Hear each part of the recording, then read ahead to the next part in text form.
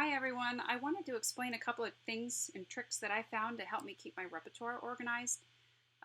So right now I'm looking at Supersonic's piano. If I clear that, it's going to take a minute to load because I have so many in here. But you'll see that I've decided to name all my files, all my repertoire assignments the same so that they show up in order how I choose to see them. You certainly don't have to do it this way, but this is just something that's worked for me. So I type in the name of the book, which in this case would be Alfred Premier 1B lesson. I put the page number and then the title, and that way they show up in order. Since it's alphabetical, if this is all the same, then these will show up in number order. But I really love this search feature because right now, if I just scroll on here, there's way too many things in here. So you can just drill down by typing in something. So let's say I want to enter in something from my first piano adventures. I'm going to click here and I'm going to, oh, and it looks like that went away. That means I already have something that's already selected in here. The last thing I selected was this, which turns out that's the one I want to copy anyway. So good thing that's there. So I'm going to click copy. I'm going to get rid of that.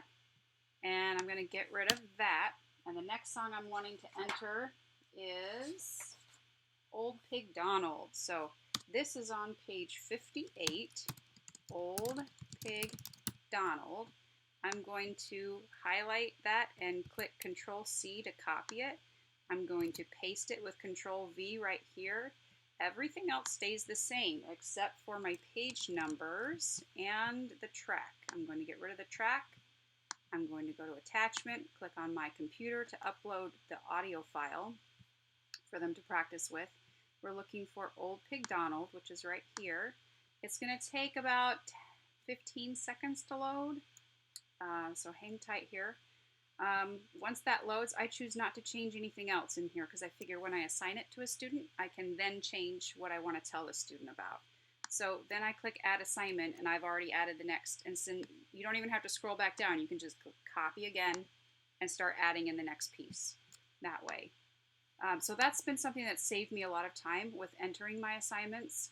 And then really using this search feature here really helps it stay manageable.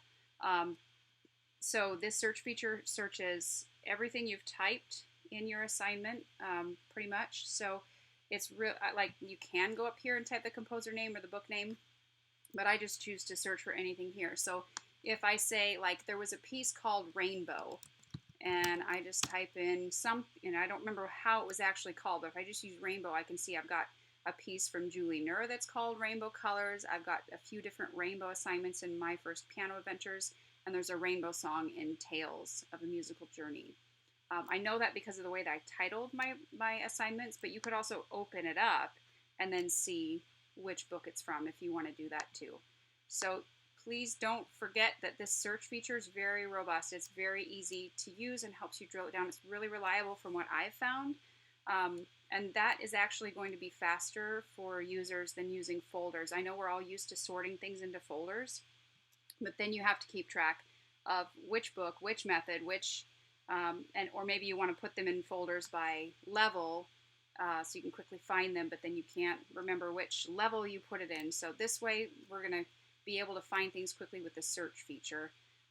But I know that folders are planned for the media section there. So I hope that helps with seeing some tips on how to keep your repertoire organized. And if you have any questions, let me know. Thanks.